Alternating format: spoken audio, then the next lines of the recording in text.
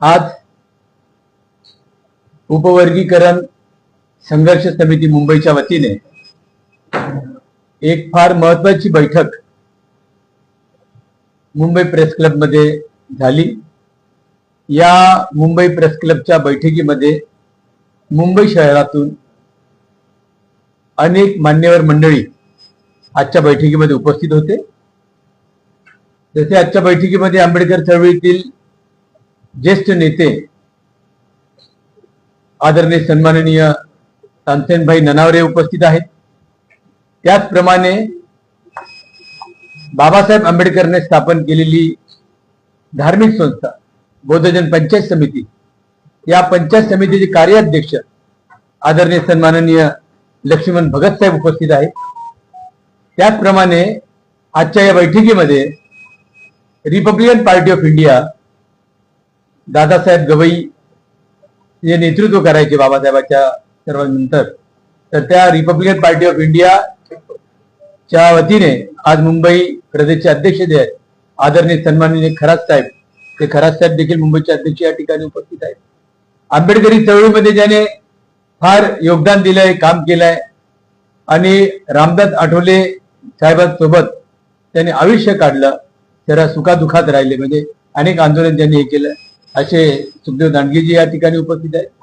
त्याचप्रमाणे तुम्ही पाहता की people's republican party of India, या पीपल्स रिपब्लिकन पार्टी जी आहे ज्याचं नेतृत्व आदरणीय सन्माननीय लॉंग मार्च नेते जोगेंद्र कवाडे सर करतात, त्यांचे मुंबईचे अध्यक्ष सन्माननीय विजय वाघमारे साहेब आहेत।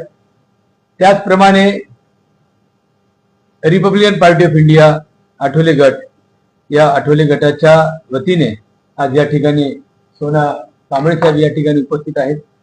तसेच आजच्या बैठकीला आदरणीय सन्माननीय युनायटेड कामगार संघटनेचे आमचे मित्र सरचिटणीस अविनाश साळवे उपस्थित आहेत, आमच्या ताई उपस्थित आहेत।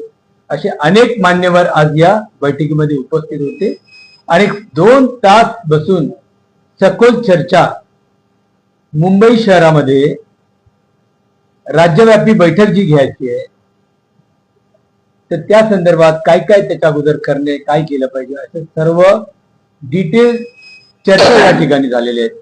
मी या बैठकीमध्ये उपस्थित असलेले सर्वात ज्येष्ठ नेते, आमचे मार्गदर्शक, सर्वांचे मार्गदर्शक आदरणीय सन्माननीय तानसेनभाई ननावरे या ठिकाणी उपस्थित आहेत।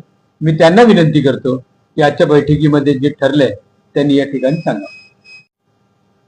मराठा योद्धा मनोज जरांगे यांनी त्यांचं आंदोलन जाहीर केल्यानंतर महाराष्ट्राच्या सत्तेमध्ये असलेल्या मुख्यमंत्री, उपमुख्यमंत्री यांचे दूत, यांचे प्रतिनिधी मनोज जरांगेच्या भेटीगाठी घेत आहेत।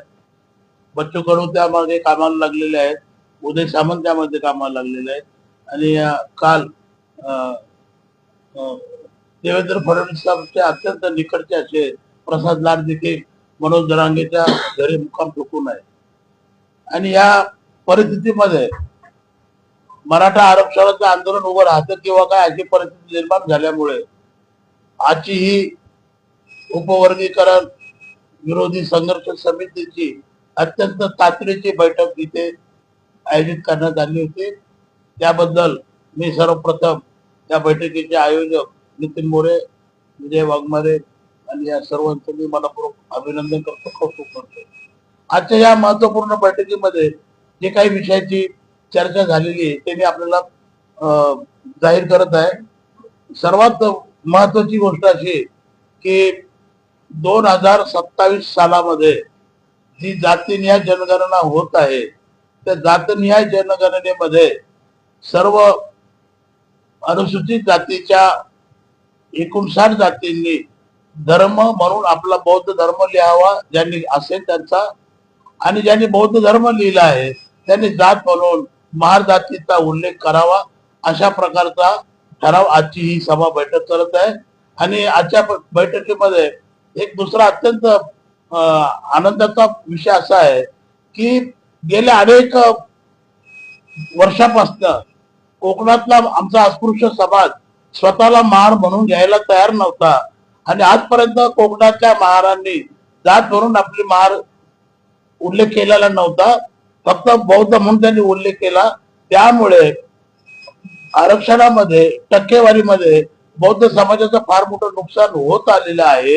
या गोष्टीचा विचार करून आजच्या घडीला कोकण प्रदेशामध्ये 100% अस्पृश्यपूर्वाश्रमीचा महार आताचा धर्मांतरित बौद्ध धर्म म्हणून आपला बौद्ध उल्लेख करणार आहे आणि जात म्हणून महार उल्लेख करणार आहे. आणि मला असा विश्वास वाटतो की जे 1 कोटी जातीचं आकडेवारीचं जे आमचं उद्दिष्ट आहे ते साकार करण्यासाठी कोकणामधून यावेळेस 100% प्रतिसाद मिळणार आहे. आणि त्याचं श्रेय हे सर्वस्व भारतीय बौद्ध महासभा जिचं नेतृत्व मीराबाई आंबेडकर आमचे भीमराव आंबेडकर करत आहेत आणि बाबासाहेबांनी स्थापन केलेली बौद्ध धर्म पंचायत समिती जिचं नेतृत्व आनंद आंबेडकर करत आहेत. त्या समितीचे कार्यकारी अध्यक्ष कार्यप्रमुख लक्ष्मण भगतजी इथे माझ्या शेजारी बसलेले आहेत. आम्ही या दोन्ही संस्थेचं अभिनंदन करत आहोत. आजच्या या बैठकीमध्ये राज्यव्यापी आंदोलनाची दिशा ठरवण्यासाठी पुढील चिंतन बैठकीचं आयोजन करण्याचं निश्चित करण्यात आलेलं आहे. कारण मला सांगितल्याप्रमाणे मनोज जरांगे पुन्हा एकदा मराठा आरक्षणासाठी मैदानात उतरलेले आहेत. त्यांच्या आंदोलनानंतर निर्माण होणाऱ्या परिस्थितीचा अभ्यास करून त्यांच्या घोषणेचा विचार करून आम्ही आमचं पुढील आंदोलन घोषित करणार आहोत.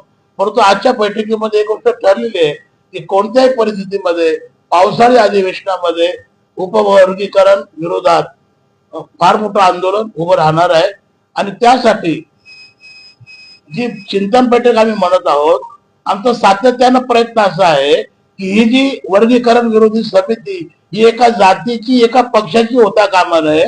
तर त्या समितीमध्ये 59 अनुसूचित जातीच्या लोकांचे प्रतिनिधी कसे आणता येतील तसे येतील त्या दृष्टीने आमचे प्रयत्न सुरू आहेत.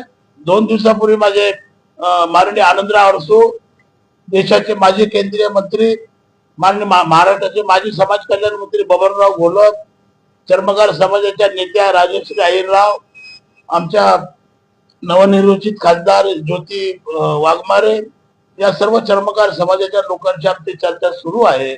आणि या सर्वांनी मिळून वर्गीकरणाला विरोध करण्याचं ठरवलेलं आहे. आणि म्हणून या समितीचं सर्व 59 अनुसूचित जातीच्या प्रतिनिधीची समिती करण्याच्या दृष्टीने पुढील चिंतन बैठक जून महिन्याच्या पहिल्या आठवड्यामध्ये मुंबईमध्ये होईल. आणि त्या बैठकीमध्ये आंदोलनाची रूपरेषा जाहीर केली जाईल. आजच्यासाठी आपल्यासाठी मी एवढंच पूर्ण करतो. आपले काही प्रश्न असतील आपण अवश्य विचारा.